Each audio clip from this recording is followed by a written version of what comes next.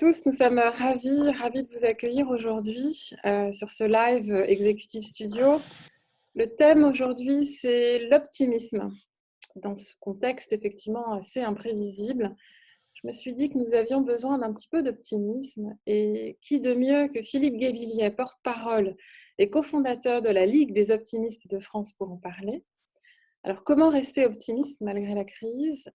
Existe-t-il des techniques?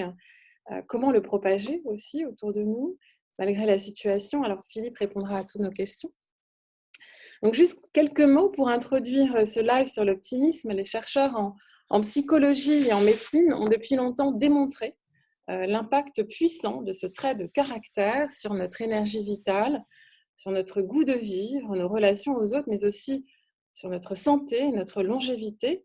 C'est une attitude de l'esprit positif, mais aussi exigeante, qui possède ses propres règles, qu'il faut apprendre à connaître et à utiliser de façon à en tirer le meilleur profit. Donc ça, c'est effectivement une petite citation de l'éloge de l'optimisme, écrit par Philippe Guébillier. Alors bonjour Philippe, je suis ravie de te recevoir sur Eh ce bien, live. bonjour Eslen et bonjour à toutes et à tous. Comment vas-tu Philippe?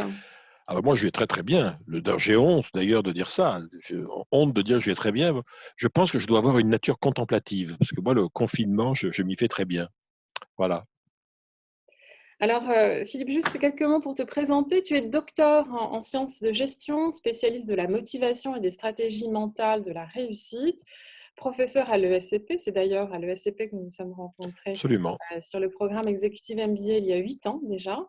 Tu es aussi conférencier et auteur de nombreux ouvrages sur les thématiques de la chance, de l'optimisme, de l'audace et du Mhm. changement de vie, avec notamment l'art Voilà. de changer de vie en 5 Mhm. leçons. Alors, tu es aussi porte-parole de la Ligue des optimistes de France. Alors, si tu peux peut-être nous en dire un petit peu plus.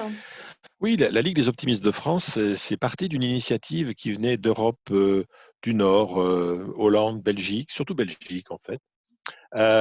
Et en 2010, à l'initiative d'un avocat belge qui avait créé ça, qui est toujours là bien sûr, qui est Maître Luc Simonet, on a dit on va créer ça en France, surtout que la France était régulièrement brocardée comme étant l'un des pays les plus pessimistes du monde. Donc on a dit on va lancer ça. Alors à l'époque, on a eu la chance d'être suivi par Jean d'Ormesson, par Éric Orsena, Éric Emmanuel Schmid, Mathieu Ricard nous ont donné nous ont adoubé. On a eu une présidente pendant de très nombreuses années, France Roch, qui s'occupait des relations extérieures à l'Obs puis au Monde. Et voilà, et donc on a lancé tout ça. Ensuite, on a créé des régions grâce à un secrétaire général très très actif qui est Yves de Montbron, qui est basé à La Rochelle, et mon vieux complice. Il a vraiment développé la Lettre Optimiste, qui est une newsletter qui maintenant il y a plus de 35 000 abonnés qui la reçoivent toutes les semaines, tous les débuts de semaine. Tout le monde peut d'ailleurs s'y abonner gratuitement, hein. Vous allez sur liguedesoptimistes.fr et vous trouverez tout ça. Voilà, donc le mouvement, on l'a lancé. Personne n'y croyait au départ. Et voilà, comme quoi on n'est jamais à l'abri d'une bonne surprise. Ça a bien fonctionné, ça continue à bien fonctionner. Alors, comment vis-tu toi-même le confinement? Où es-tu actuellement? Est-ce que tu... Moi, je suis chez moi, je suis parisien, donc j'ai la chance d'avoir une maison à Paris. J'y suis avec mon épouse et ma fille aînée. Ma fille cadette, elle est partie avec son copain à la campagne. Voilà, elle s'est confinée en région parisienne. Donc voilà, on est là, on est dans une maison, on a de l'espace. Moi, je travaille beaucoup. Une grande partie de mon activité, c'est quand même reporter la preuve, ce qu'on est en train de faire en ce moment sur le web. Donc, je peux vraiment dire que j'enquille les webinars, les podcasts, etc. Et je passe beaucoup de temps à rappeler des vieux amis, des gens avec qui j'avais plus de contact parfois depuis plusieurs mois, parce que voilà, la vie frénétique étant ce qu'elle est, on oublie. Je fais plein de choses, je lis pas mal. J'avoue que je rattrape mon retard sur un certain nombre de séries télé et de films. Et bon, tout va très bien. Je suis comme tout le monde, hein. Je me dis maintenant, bon, voilà, le 11 mai, en tout cas, il y aura, ça va peut-être pas tout changer, mais il y aura un avant et après le 11 mai. Jusqu'au 11 mai, je continue à avoir ce rythme de vie et voilà. Et j'avance. Oui. Alors, dans tes livres, Éloge de la chance, Éloge de l'optimisme, tu rappelles que le fait d'être en mouvement est essentiel, surtout dans ce genre de situation. Depuis quelques semaines, d'ailleurs, en appliquant tes précieux conseils, je me suis moi-même mise en mouvement pour repenser mon modèle d'entreprise et penser à la nouvelle version d'Executive Studio et à l'après. Comment vois-tu aujourd'hui cette mise en mouvement autour de toi? Alors, peut-être à l'ESCP ou dans ton univers de Ah, conférencier? dans mon univers de référence qui est l'enseignement supérieur, Je dois dire que le SCP a, par exemple, hein, a vraiment, en quelques jours, totalement, reconstitué une force de frappe d'enseignement, justement à distance. Parce qu'en fait, entre autres des programmes master, du master in management, eux, n'étaient pas terminés, loin de là. Donc, maintenant la quasi-totalité des cours sont passés en mode digital. On fait des salles, alors on a la chance d'avoir un système informatique qui nous permet de le faire, mais des salles à parfois plusieurs centaines d'étudiants. Et vraiment, tout le monde s'y est mis, même les profs, j'allais dire les vieux profs dans mon genre qui étaient plutôt... euh, j'étais pas, moi, un digital friendly, pour être tout à fait honnête. Et c'est vrai que je préfère de beaucoup le lien avec les vrais gens dans une salle, etc. Mais bon, j'ai traîné les pieds et moi-même, faisant partie pourtant des résistants, j'y suis passé et en toute honnêteté, j'en suis très content. Je trouve ça intéressant. C'est un nouveau type de relation avec mes étudiants ou avec mes collègues. Et je trouve ça plutôt pas mal. Là, on a vraiment fait un grand mouvement là-dessus. Je le vois aussi au niveau des entreprises. Moi, tu sais, je suis conférencier, donc par définition, comme tous les conférenciers, voilà, le 15 mars, toute notre activité s'est effondrée brutalement, a explosé comme une bulle pour les 2-3 mois qui venaient. Et certains d'entre nous, d'ailleurs, ont des gros doutes par rapport à septembre, que moi, pour ma part, je ne partage pas. Mais ce qui est sûr, c'est que voilà, ben, je passe plus de temps, comme on le fait là, sur Internet, faisant des webinaires, des podcasts, des conférences. Et ce qui est important, c'est effectivement de continuer à être en mouvement intellectuellement, de continuer à avoir des idées, se dire, bah, tiens, ce qui pour l'instant est une contrainte, peut-être que ces produits conférences webinaires vont devenir plus tard des nouvelles opportunités dans les mois qui viennent. Honnêtement, je n'en sais rien, mais pourquoi pas. Très bien. Alors revenons sur ton approche de l'optimisme. Alors je garde personnellement, par exemple, moi-même des contacts quotidiens avec mes clients, mes partenaires, ma famille, mes amis, pour maintenir le moral et diffuser une belle énergie autour de moi. Est-ce que tu as des conseils finalement pour mieux diffuser de l'optimisme autour de soi, rester positif malgré tout? Et d'ailleurs, Alors, fais-tu une différence entre l'optimisme et le fait de rester positif? euh, oui, parce que bon, rester positif, coûte que coûte, ça a quelque chose un peu, comment te dire, une espèce d'injonction qui parfois peut être vécue comme une injonction très toxique par des gens qui sont vraiment dans la détresse, dans le malheur, ou qui vivent pour des raisons, voilà, un sentiment d'impuissance, parce que ben voilà, là où ils sont, eux, ils n'ont pas beaucoup de marge de manœuvre. Donc, il faut être prudent quand même avec ça. Tout le monde ne peut pas aujourd'hui entendre un discours optimiste parce qu'il y a des vécus de vie sociale, de vie économique qui rendent ça très difficile. En revanche, on peut prendre le problème dans l'autre sens.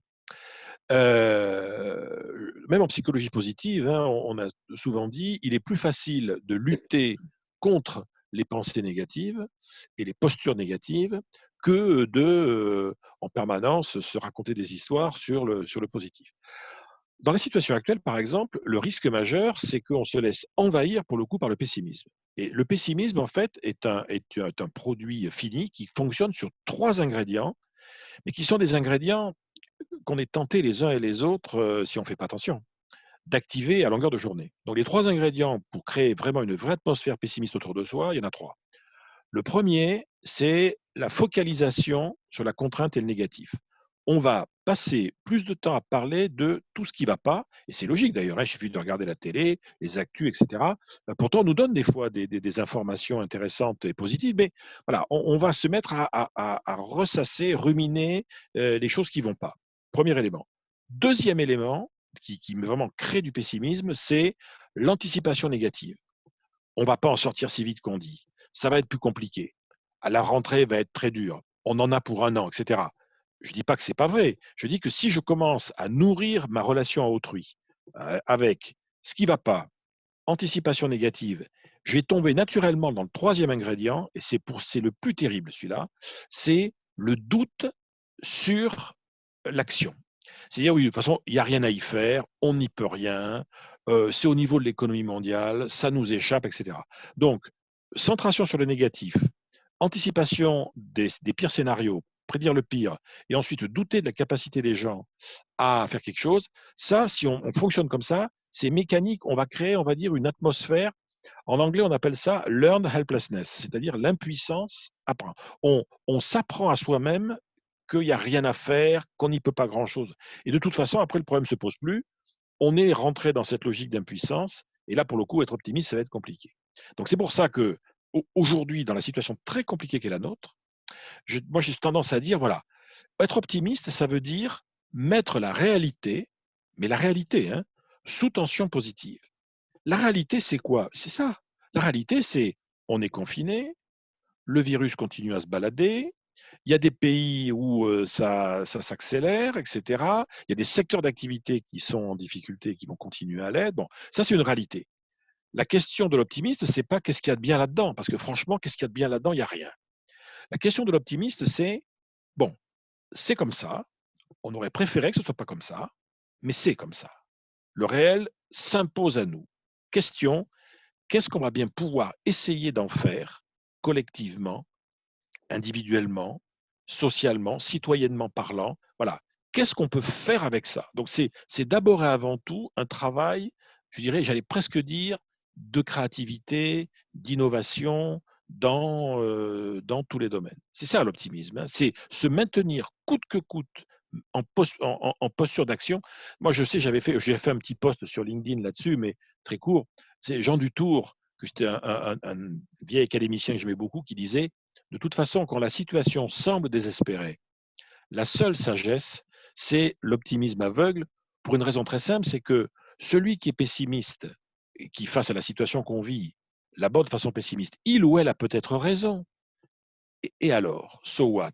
Comment est-ce qu'on peut arriver aujourd'hui à maintenir le moral d'amis, d'enfants, de parents? Quand on a la malchance, le malheur d'avoir des parents qui sont coincés dans un EHPAD, et si on a au moins la chance de pouvoir au moins communiquer avec eux via un écran, etc., je sais que c'est dur, mais la moindre des choses, c'est d'essayer de nourrir ces quelques minutes qu'on va avoir ensemble, ne serait-ce que par respect pour les gens qui sont à l'autre bout, de quelque chose qui donne l'envie de continuer à vivre, par exemple. C'est ça l'optimisme. C'est pas magique, tu vois. On peut pas opposer l'optimisme à la fatalité, on peut pas opposer l'optimisme au malheur, aux accidents de la vie. C'est simplement une énergie de survie et de combat en situation de contrainte, de difficulté. Je lisais récemment l'un de tes articles sur cette crise où tu donnes plusieurs conseils et pistes de réflexion voilà, qu'on peut appliquer au quotidien. Est-ce que tu peux peut-être nous les rappeler? Alors, Euh, oui, c'est un article que j'ai écrit un peu, c'est-à-dire c'est un billet d'humeur que j'ai écrit d'ailleurs la première semaine du confinement, suite à une discussion avec mes enfants. Mais alors, attends, qu'est-ce qu'il faut faire quand on est confiné ou ce qu'il ne faut pas faire? Et c'est vrai, moi j'avais dit, bon, première chose, maintenant tout le monde l'a dit, c'est très important de garder, dans ce rythme qui est totalement inhabituel, de garder quand même des rituels. De garder des rituels par rapport au temps, par rapport, pourquoi pas, au travail, quand on a la chance de pouvoir continuer à travailler, par rapport au temps de repos, et cetera. Heu, Se laisser aller, on a le droit de se laisser aller, hein, pendant le confinement, mais uniquement le week-end. C'est-à-dire, là où on se laissait aller aussi en semaine, en temps normal. Donc, conserver ces rituels, de prendre soin de soi, même voilà, en termes de tout, vraiment à tout niveau, faire attention à ce qu'on mange et à ce qu'on boit, encore plus dans le confinement, parce que les tentations sont là. Voilà, moi, je crois beaucoup à ça. Et je crois aussi que le confinement puisque de toute façon on n'a pas le choix, est un moment aussi de, pourquoi pas, de lancement de quelque chose. Lancer des choses qu'on n'avait jamais eu le temps de lancer avant. Et là, il y en a certains, ils se sont remis à la musique, il y en a qui se sont remis, qui à l'anglais, qui à l'italien, qui à quoi que ce soit, ou à une langue, qui sont lu un certain nombre d'ouvrages qui traînaient, passent plus de temps sur les blogs à la recherche de quelque chose, mais en faire un temps qui soit le plus à valeur ajoutée possible, tout en étant conscient d'une chose. Là, moi, faut être très honnête là-dessus, la notion de confinement, alors là, parce que moi, je suis venu à la psycho sur le tard, mais au départ, je suis sociologue, moi. Donc, le confinement, c'est social, hein. C'est-à-dire qu'il y a une inégalité fondamentale par rapport au confinement. Il y a une inégalité spatiale. C'est-à-dire tous les gens ne sont pas dans le même espace. Et l'expérience du confinement est liée à l'espace dans lequel on est. Il y a une inégalité relationnelle. Il y a des gens qui ont la chance d'être confinés avec des gens qu'ils aiment. Et il y en a d'autres qui, malheureusement, sont confinés avec des gens avec qui la relation n'est pas terrible. Et puis, je pense qu'il y a une inégalité digitale très forte, hein, parce que être confiné avec plusieurs écrans dans la maison, une super connexion Internet et avoir en fait une fenêtre ouverte sur le monde chez soi qu'on peut activer quand on veut, c'est tout à fait différent d'être bloqué avec un ordi qui marche pas, une connexion pourrie. Et voilà. Donc, il y a une réalité derrière aussi qu'il faut s'efforcer d'optimiser quand on le peut. Très bien. J'avais plusieurs questions en fait qui ont été envoyées un petit peu avant notre live, Mhm. notamment une qui indiquait comment éviter de tomber dans le pessimisme actif, comment éviter une situation de rumination qui au final peut être toxique. De toute façon, quand on regarde de quoi nous nous nourrissons au quotidien, dans le fond, on ne se nourrit quasiment que de relations et d'informations. Tu vois, si tu analyses quelle est une journée complète, quelle a été, de quoi elle a été faite, une journée complète a été faite d'interactions avec des gens, soit en direct parce qu'ils vivent dans le même espace que toi ou à distance, et a été fait de traitement de données, de traitement d'informations. Je prends des infos, j'en donne aux autres, etc. Et éventuellement, elles sont faites aussi de micro-décisions. C'est-à-dire que dans le fond, si tu veux analyser ce que tu as fait dans une journée, qui j'ai croisé, de quoi on a parlé, quelles sont les infos qui m'ont frappé dans la journée, et est-ce qu'aujourd'hui, j'ai pris deux, trois micro-décisions importantes pour moi. Dans le fond, c'est que ça.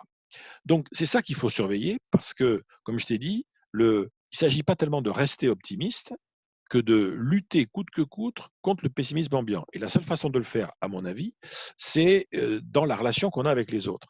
Moi, je ne peux que m'efforcer, quand je vais avoir des copains au téléphone, de, de me délibérément me mettre en posture, je dirais, de lutte contre le pessimisme. À la limite, je veux pas, moi, les rendre optimistes, ceux qui vraiment, parce que le pessimisme rassure aussi, hein. Le fait de se dire: «Oh là là, comme ça va pas, c'est pas», c'est un caractère un peu, rassurant. Moi, je vais pas rendre tous les gens optimistes, hein, surtout qu'en plus, des fois, il y a pas de demande. Ça, c'est un psy qui parle, il dit: «S'il y a pas de demande, on peut pas», les gens qui vous disent: «Mais fichez-moi la paix, moi, je veux pas être optimiste, je veux voir le monde comme il est, je crois à la lucidité, je crois au réalisme», et cetera. Très bien. En revanche, on peut neutraliser le pessimisme. Dire: «Écoute, voilà, Heu, est-ce que tu es vraiment sûr à 100 que ça va vraiment se passer aussi mal?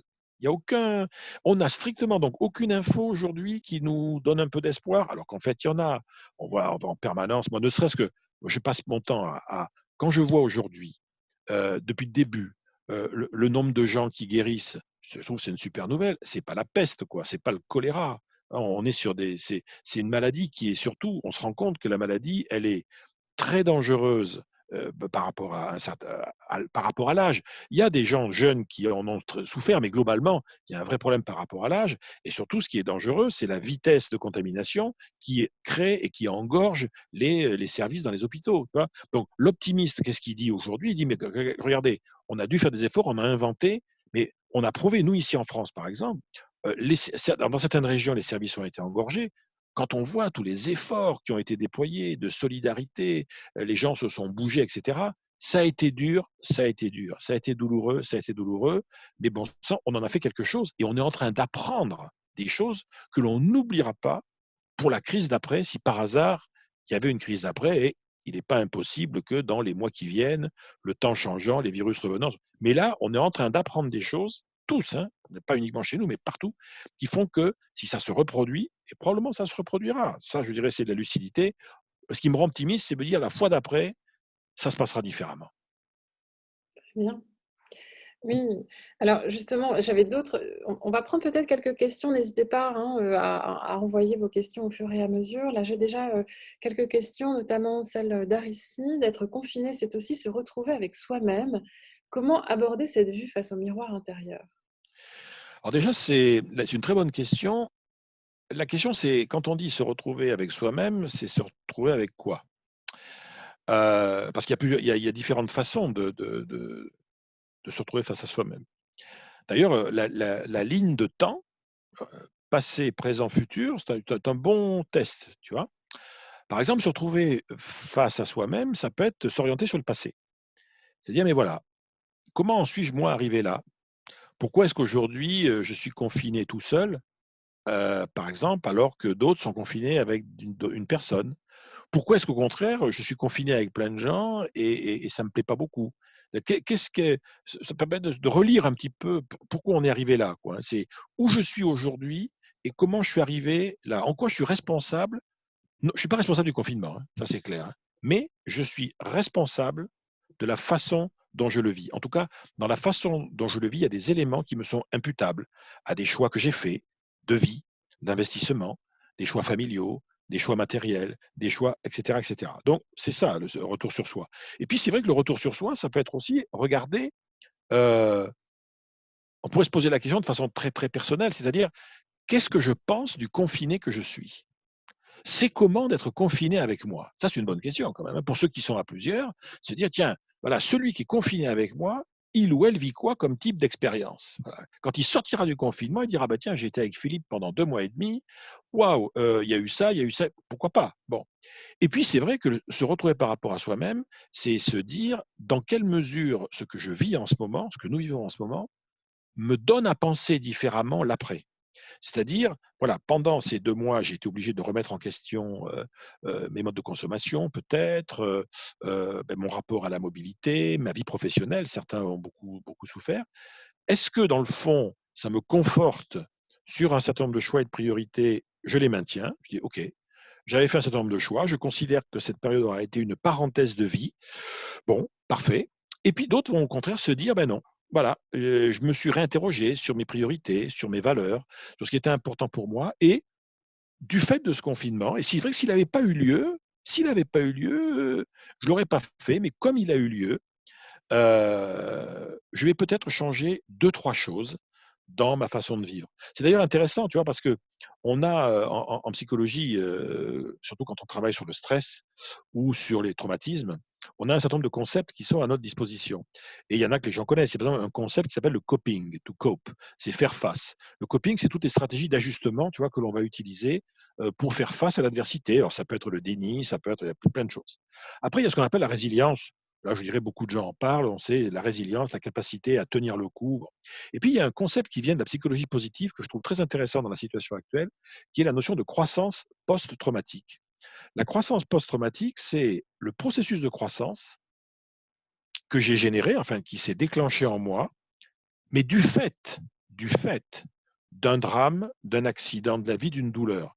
Mais c'est parce qu'il y a eu l'accident de la vie que ça s'est déclenché. Sous-entendu, si la vie avait continué sans le traumatisme, ma vie aurait continué comme avant. Et parce qu'il y a eu le traumatisme, ça m'a créé une espèce de bifurcation forcée qui va m'envoyer sur autre chose. Très bien. Une autre question d'Éric. Le pessimisme est d'humeur, l'optimisme est de volonté. Êtes-vous d'accord avec cette pensée? C'est pas faux quand même, hein. Enfin, c'est pas faux pour une raison très. Enfin, le pessimisme est d'humeur. Le pessimisme a été darwinien pendant des millénaires. C'est-à-dire que voilà, nos ancêtres, enfin, ou plutôt nous tous ici, nous sommes quand même majoritairement des descendants de pessimistes, quoi. Parce que les optimistes du temps des guerres, des invasions, de la peste, du choléra, etc., ils faisaient pas long feu. Donc, à l'échelle de l'histoire humaine, le pessimisme a été une espèce de stratégie très fonctionnelle de résistance face à l'adversité, etc. Ça, c'est clair. Bon. En revanche, toujours au niveau de l'histoire humaine, les grandes ruptures positives, les grandes découvertes, les grandes ruptures technologiques, les grandes inventions, chaque fois que l'humanité est rentrée dans un processus de croissance, ça a toujours été porté par des optimistes, pour leur époque, si tu veux, tu vois. Donc, il ne s'agit pas justement d'opposer les deux. Je pense que optimisme et pessimisme, clairement, sont des ressources dont nous disposons. Je pense qu'elles sont ancrées dans le génome et nous avons tous la capacité à être optimistes ou pessimistes dans des situations données. Ce qui est clair, c'est que l'optimisme est d'abord une énergie, on va dire, voilà, de créativité, de mobilisation, de mobilité. Bon.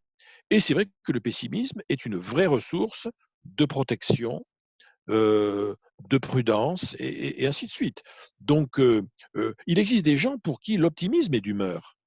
Et il existe parfois des métiers dans lesquels il faut que le pessimisme soit de volonté. C'est-à-dire, tu vois, imagine, moi je suis un spécialiste de la sécurité sur un site nucléaire ou je suis un radiologue.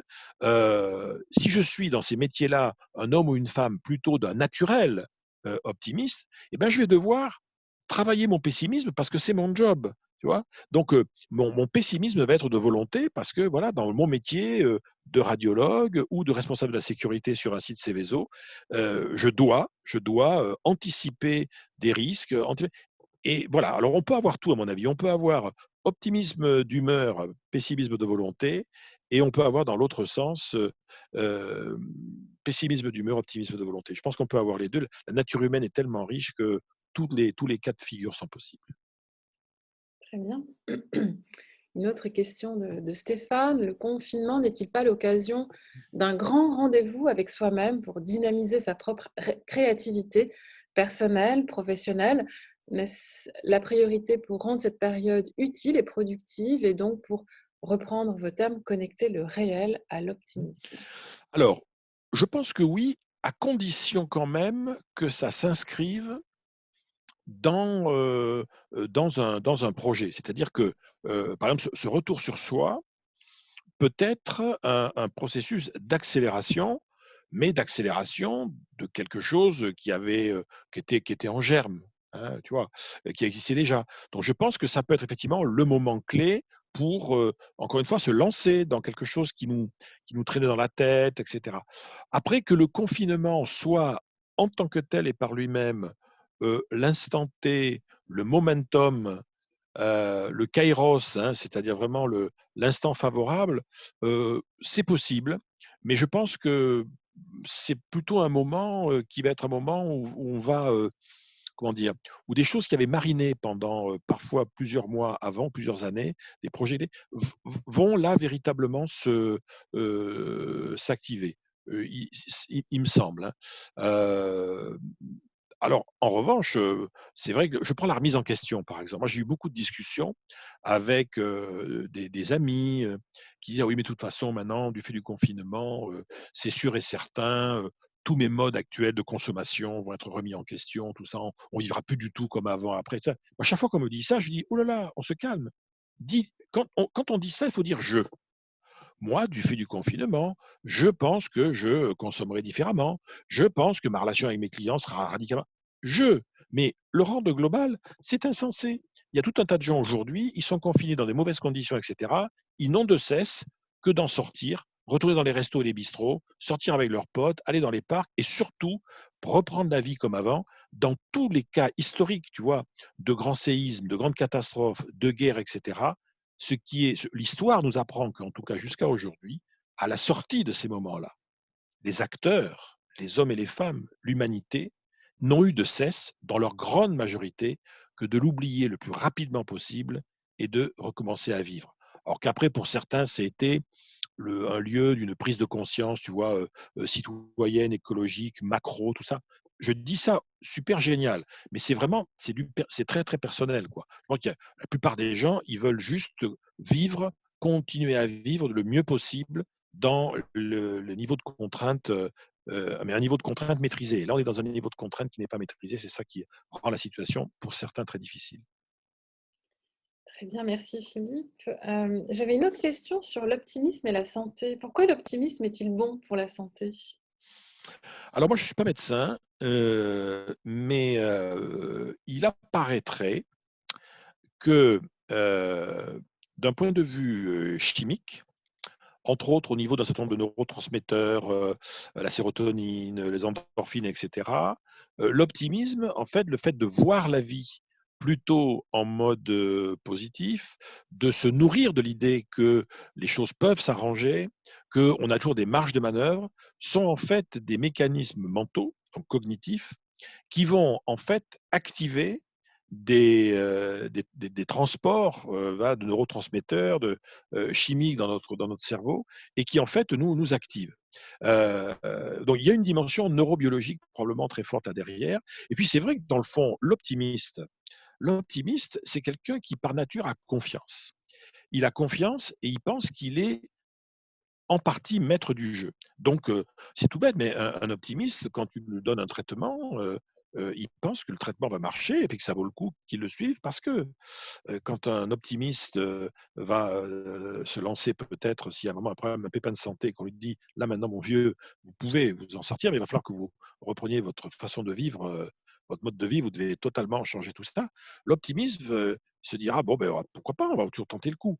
Alors que c'est vrai, les pessimistes se diront toujours ah, de toute façon bon, de toute façon c'est l'âge, hein, puis de toute façon bon, mais les médecins ils savent pas tout, hein, et puis de toute façon bon, le médicament en question, est-ce qu'il est vraiment alors pour peu que le vrai pessimiste, de toute façon, le médecin lui donne un médicament, il fonce sur Internet, sur Google, et il cherche les effets secondaires du médicament. Non mais sans blague, hein. Alors que l'optimiste qui se chope le Covid-19, il n'arrête pas de se dire, ça serait quand même un peu nul que je fasse partie des 1 ou 2% qui vont passer, c'est pas possible, quoi. Bon, donc on va en baver, mais les statistiques sont pour moi. Donc, on est aussi confronté par notre façon de voir le monde à un certain nombre de choix, de perceptions qui, de façon indirecte, peuvent avoir un impact sur notre santé. Mais moi, je conseille, pour ceux que ça intéresse, il y a eu un très beau livre qui avait été écrit par Christophe Petersen il y a quelques années, qui était traduit en français, qui s'appelle Optimisme et santé.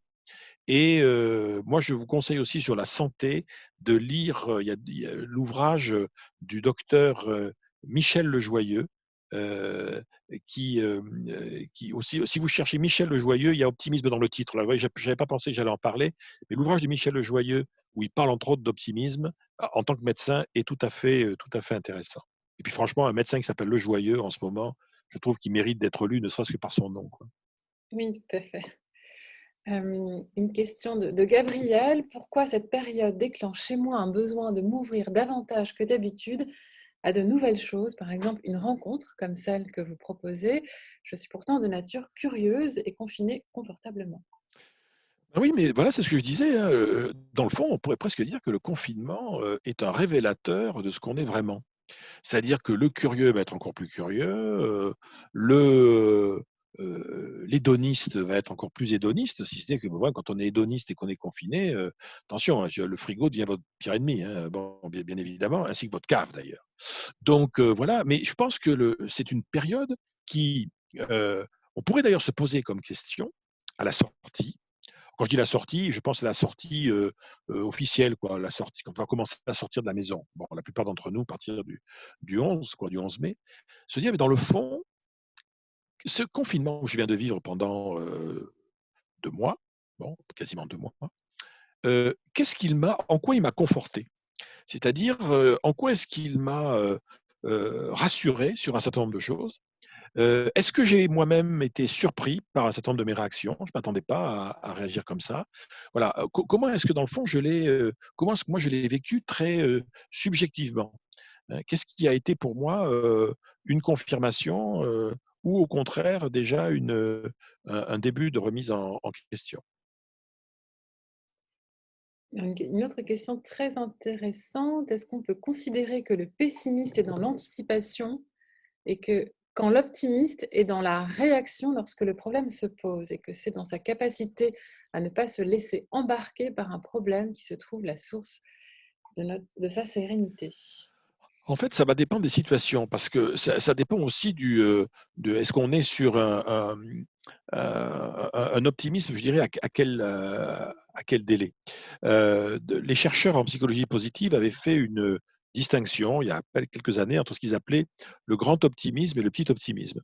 En gros, le grand optimisme, c'était le trait de caractère optimiste qui fait que face à n'importe quelle situation, quelle qu'elle soit, on a quand même tendance à anticiper au départ une issue positive. Même si elle n'est pas totalement certaine, mais on va dire c'est jouable. On peut s'en sortir. On n'a pas tout essayé. Il y a sûrement des solutions qui existent et qu'on ne connaît pas encore. On est vraiment dans cette espèce de pari naturel sur l'amélioration et la solution. Ça, c'est le grand optimisme. Et ils appelaient aussi le little optimism, c'est-à-dire le petit optimisme, qui est plutôt cet optimisme du quotidien, qui est la capacité qu'on va avoir dans une situation de court terme à anticiper l'issue positive, mais là, tout de suite, quoi. Donc, dans tous les cas de figure, les optimisme et pessimisme, ça c'est vrai, sont deux modalités je dirais pas opposés, hein, je dirais complémentaires d'anticipation. L'optimiste la modalité optimiste me conduit à me projeter mentalement dans des futurs plus positifs, c'est-à-dire en fait où les choses vont se résoudre, alors que le pessimisme va me maintenir sous tension en disant attention, fais gaffe, c'est pas joué, ça pourrait mal tourner, etc. Donc, ce qui est d'ailleurs l'équilibre entre les deux, c'est ce qu'on appelle aujourd'hui l'optimisme responsable. L'optimisme responsable, c'est cette espèce d'équilibre. Moi, j'aime beaucoup, je trouve qu'il y a une phrase qui illustre très très bien la notion d'optimisme responsable dans le patrimoine de la littérature française. C'est une phrase de Beaumarchais. Il fait dire ça à un de ses personnages dans la pièce Le Barbier de Séville. Il fait dire au personnage, à un moment donné, à tout prendre, monsieur, je préférerais toujours craindre sans raison que m'exposer sans précaution. Je dirais, ça, c'est typiquement une situation d'optimisme responsable en situation contrainte ou en situation dangereuse. Très bien, on va prendre une autre question, effectivement. Alors, le confinement, oui, l'optimisme, c'est prendre conscience que l'on est responsable de ce qui nous arrive dans 99,9% des cas. Agissons sur ces 99%, 99,9%, pardon. Alors, alors, moi, fondamentalement, je suis d'accord avec ça, mais je sais aussi, de par mon métier, à force d'accompagner des gens, qu'il y a des gens pour qui c'est difficile à entendre. Alors pourquoi? Parce que beaucoup de gens vont te dire, bah, attendez, vous rigolez, responsable? Moi, mais pas du tout. Moi, je ne suis pas responsable. C'est le système, c'est les autres, c'est les salauds, c'est tout ça. Donc, on se rend compte que le fait de s'approprier sa responsabilité, c'est pas quelque chose qui est naturel à tout le monde. Et il y a au contraire des personnes, alors, il y a des tas de raisons qui peuvent l'expliquer, hein, bon, qui vont avoir tendance justement à refuser cette situation-là. Et pourquoi? Parce que le mot de responsabilité, en tout cas dans la langue française, hein, le mot responsabilité a presque toujours une connotation morale. Et quand on dit, voilà, vous êtes responsable, ben, vous allez devoir rendre des comptes, quoi. Voilà, être responsable, c'est accountable, quoi. Il faut rendre des comptes. Or, je pense qu'il y a un concept qui est plus intéressant et qui vient de la philosophie de Paul Ricoeur, qui en fait, lui, parle d'imputabilité.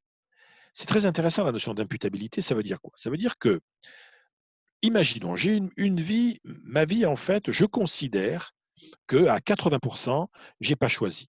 Je suis pas né au bon endroit, j'ai été battu, je suis pas très intelligent, la société m'a rejeté, etc. Bon, ok, admettons, 80% et 90%, je suis l'objet d'un certain nombre comme ça, de forces extérieures.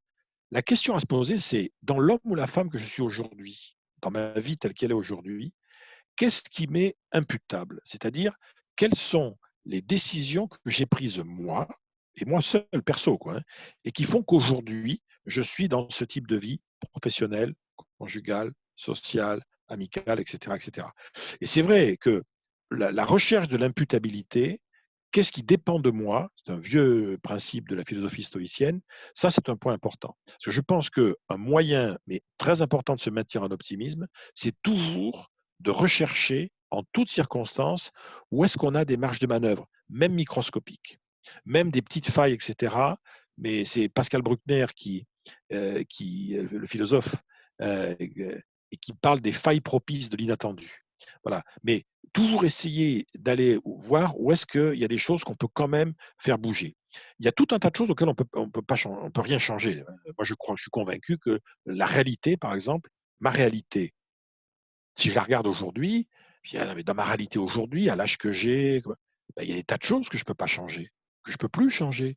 Mais il y a aussi des tas de choses que je ne peux pas choisir parce que ce n'est pas moi, quoi. C'est pas moi qui choisis. Ça, c'est vrai. La vie est faite de tout un tas de choses qu'on ne peut pas changer et qu'on ne peut pas choisir. Mais c'est avec le peu de choses qu'on va choisir de changer qu'on va faire toute la différence sur le long terme. Mettons notre énergie à essayer d'identifier toujours les petites choses qu'on peut choisir de changer et qui, par un effet de domino ou de boule de neige, finiront par changer beaucoup de choses derrière, et positivement si possible, bien sûr. effectivement, on peut rebondir sur cette notion aussi de chance. J'ai une question de Philippe qui dit: «La chance, c'est pas ce qui nous arrive, c'est ce que l'on va faire avec ce qui va nous Oui, arriver». tout à fait. Si l'optimisme n'était qu'un choix? Alors, en tout cas, c'est compliqué de se lever le matin en disant: «Allez, je vais être optimiste», parce que je ne sais pas du tout pendant la journée ni ce qui va m'arriver, ni les informations auxquelles je vais être confronté, et cetera. En revanche, je pense que ça peut être un choix relationnel. Ça, c'est-à-dire que je peux décider, ça c'est une décision, que dans le cas de toutes les interactions que je vais avoir dans ma journée, quand je vais être en interaction avec autrui, avec quelqu'un, je vais m'efforcer, c'est une hypothèse, hein, c'est une tentative, de maintenir nos échanges sous tension optimiste, ne serait-ce que pour lui donner envie de continuer, avancer, tester, etc. Je ne peux pas, moi, décider pour moi d'être optimiste ou pas, mais je peux décider au quotidien de lutter contre un pessimisme chez l'autre qui serait délétère et essayer de nourrir l'autre, même, on pourrait dire mon prochain, hein, d'un optimisme le plus responsable possible. Ça, je pense qu'on peut, on peut tenter le coup, mais comme je dis toujours, c'est un pari. Et quand on fait un pari, il faut être prêt à le perdre. C'est pas grave.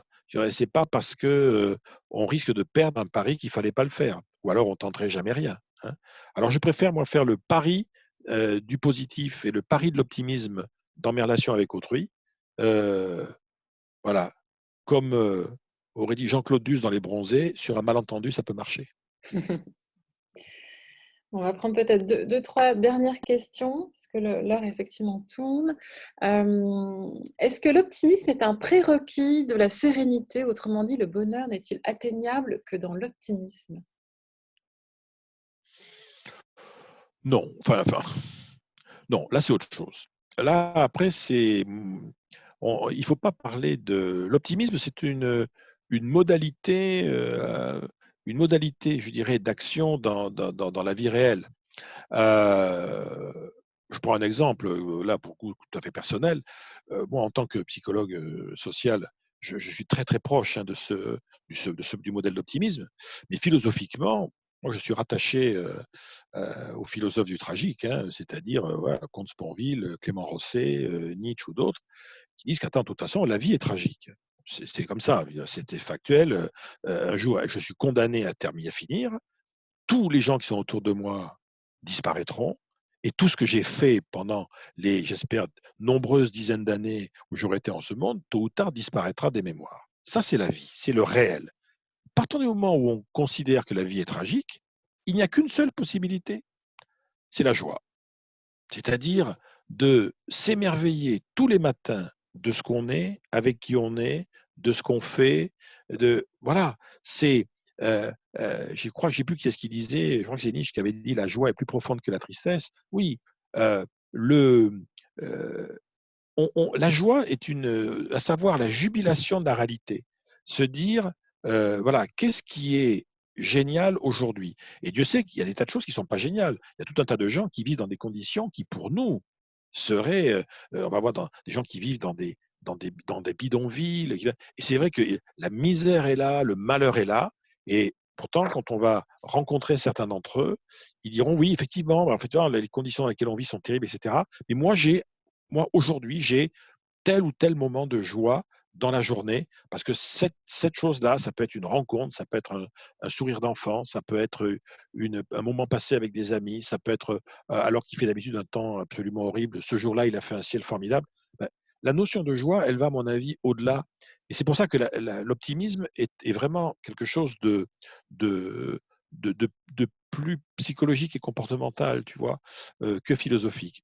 Et surtout, l'optimisme, c'est une confiance. Alors moi, j'avais écrit il y a pas mal d'années un article c'était dans Psychologie Magazine, je m'étais fait bien aligner là-dessus, qui s'appelait L'optimisme ou l'espérance sans Dieu.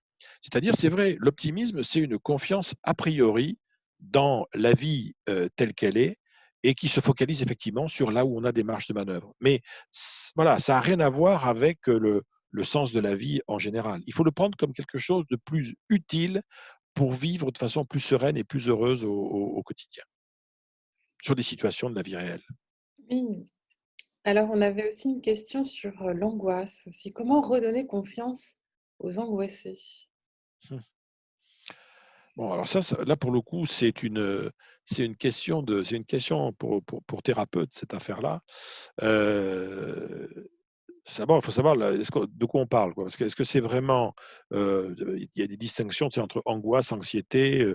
Est-ce que c'est une angoisse sans objet ou avec un objet, c'est-à-dire j'ai peur d'un truc très très très précis, ou ce qu'on appelle l'angoisse sans objet, qui est terrible, c'est-à-dire j'ai peur de quelque chose mais je sais pas de quoi. Bon, alors, alors déjà là aussi, même principe que tout à l'heure, il faut savoir que l'angoisse, pour certains, pas pour tout le monde, hein, mais pour certaines personnes, est porteuse de bénéfices secondaires. C'est-à-dire que le fait d'être angoissé crée en permanence chez les autres, chez ceux qui sont autour de moi, la tentation, la pulsion de me désangoisser, justement. Donc, je dirais, il y a un bon moyen, c'est que j'ai en permanence des gens autour de moi qui essayent de me remonter le moral. C'est une micro-population, ça, mais ça peut exister aussi. Et après, toute la question va être la source de ça, parce que l'angoisse, c'est pas que psychologique, hein, ça peut être aussi le résultat d'un certain nombre de troubles, entre autres au niveau des neurotransmetteurs. Il peut y avoir une dimension physiologique qui est importante. Pour ça que de quoi on parle? Est-ce qu'on parle d'une situation d'anxiété récurrente? Est-ce que c'est tout le temps comme ça? Bon, moi, je me garderais bien de donner des généralités là-dessus. Ce que je crois, c'est que la vraie question à se poser quand on est un tiers, c'est de se dire, voilà, cet angoissé que j'ai en face de moi, surtout si c'est un proche, quoi, est-ce que j'ai le sentiment, j'ai l'impression que cette angoisse le fait souffrir? Il y a une souffrance à la clé. Ou est-ce qu'en fait, son angoisse et son anxiété sont des modalités, peut-être dysfonctionnelles, mais enfin des modalités qu'il ou elle s'est créé pour affronter le monde. Et dans tous les cas de figure, ça reste un problème qui doit être, à mon avis, suivi et traité par des professionnels de l'accompagnement. On est toujours d'ailleurs le moins placé quand on est un proche, quand on est un père, une mère, un époux, un mari, même le meilleur ami, on est dans le fond les moins bien placés pour aider les autres à affronter la souffrance. On peut leur donner de la compassion, on peut leur donner de l'empathie, de l'écoute, mais pour les faire passer à un niveau supérieur de développement, c'est pas un hasard si voilà, ça a toujours été une fonction remplie par d'autres. Alors effectivement, bon voilà, on a moins de curés, de rabbins, d'imams, etc. On a plus de psy et de coachs. Alors voilà, allons vers les professionnels de cet accompagnement. Mais ça reste ça doit être fait par des gens dont c'est le job, quoi, vraiment. Il ne faut pas s'improviser thérapeute. Oui, bien sûr. Une question peut-être un peu plus business d'un entrepreneur. Tu disais l'optimisme de combat, là récemment, effectivement, tu l'indiquais dans un de tes ouvrages, l'optimisme de combat est dès à présent appelé à devenir l'art de diriger nos organisations, nos entreprises. Comment, finalement, dans cette période où on a besoin de repenser aussi peut-être un peu nos modèles, on a aussi peut-être le temps de penser un petit peu à nos modèles d'entreprise, comment effectivement intégrer cet optimisme de combat dans cette façon de diriger et de réorienter nos modèles. Optimisme de combat, ça signifie que celui ou celle qui dirige doit faire preuve d'une, on va dire, d'une grande espérance sur les finalités, mais d'une grande lucidité sur le cheminement. Je m'explique. L'optimisme de combat, c'est l'optimisme du chef de guerre qui dit de toute façon, nous allons vaincre, nous allons gagner, nous allons reconquérir ce territoire, nous allons retrouver notre liberté, nous bouterons l'envahisseur hors de nos terres, etc., etc. On se débarrassera du virus, mais que les choses soient bien claires, ça va être très difficile. Il y aura de la souffrance à la clé, il y aura de la remise en question. On va peut-être même dans ce combat perdre un certain nombre d'entre nous, mais voilà, c'est le prix à payer, sachant que ce qui n'est pas négociable, ce qui n'est pas discutable, c'est que tôt ou tard, euh, ça, le jour se relèvera et ça s'appellera à nouveau l'aurore, quoi. Voilà. Donc c'est l'optimisme de combat, il est là, il est sûr, c'est tout sauf le contraire, je dirais, ça serait l'optimisme lénifiant, l'attentisme, qui pour certains est considéré comme oh, ça va bien se passer, tout ça, on n'a qu'à rien faire et puis ça va se régler tout seul. Non, enfin ça aussi, ça c'est des paris aussi, mais c'est des paris dangereux. Je dirais l'optimisme de combat, il a marqué la nature humaine. Je pense que l'optimisme de combat a marqué chaque pas en avant de l'humanité. Je pense que voilà, on en a beaucoup. Voilà, Pasteur, c'était un optimiste de combat. Beaucoup de grands conquérants ont été des optimistes de combat. Clémenceau était un optimiste de combat. De Gaulle était un optimiste de combat. Voilà, Indira Gandhi était une optimiste de combat. Golda Meir était une optimiste de combat. C'est ça l'idée quand même, hein. C'est que ça, l'optimisme de combat, c'est ce qui a marqué tous les trucs importants de l'humanité, me semble-t-il. Et une dernière question sur quel est votre éclairage sur les prochains mois, sur l'ambiance, sur notre façon de consommer, notre façon aussi d'interagir, voilà, après cette période de confinement.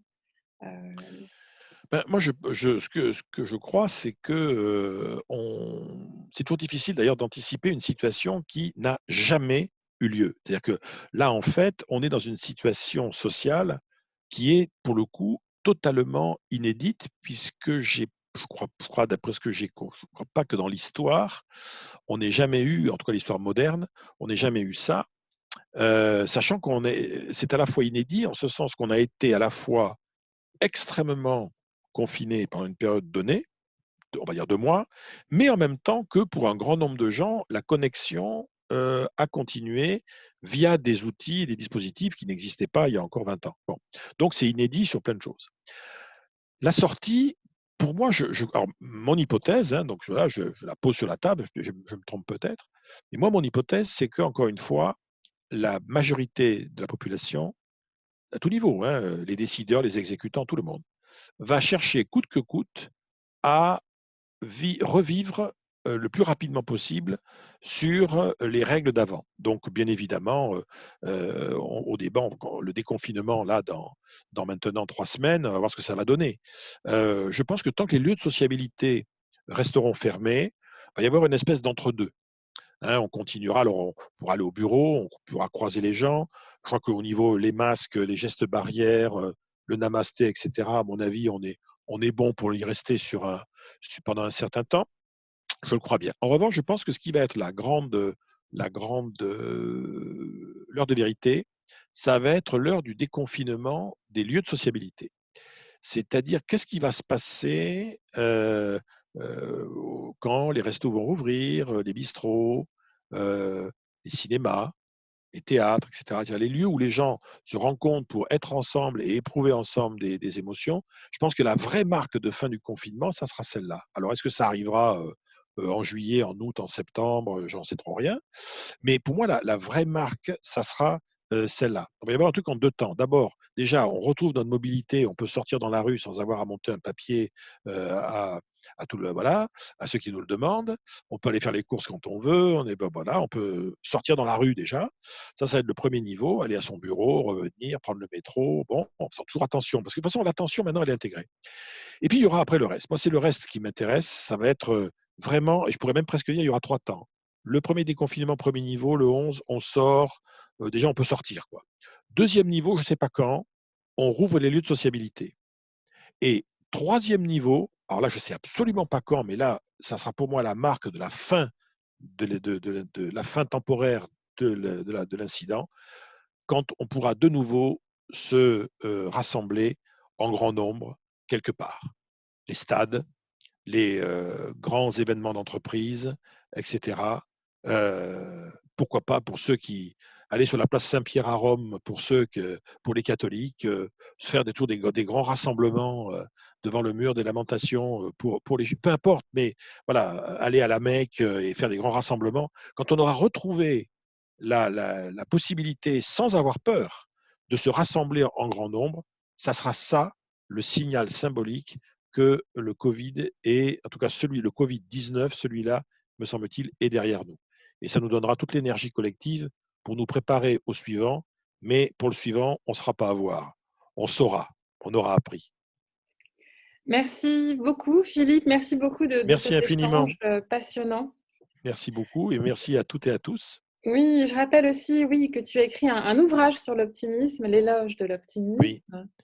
qui est sorti en 2010 et qui est maintenant aux éditions J'ai lu en poche. qu'on retrouve très facilement, et qui vient d'être réédité, l'édition originale d'ailleurs, d'Éloge de l'optimisme, avec la jolie couverture originale. Tout vient d'être réédité et mis en format e-book par les éditions Saint-Simon, là, il y a une semaine. Donc on le trouve sous plein de formats maintenant.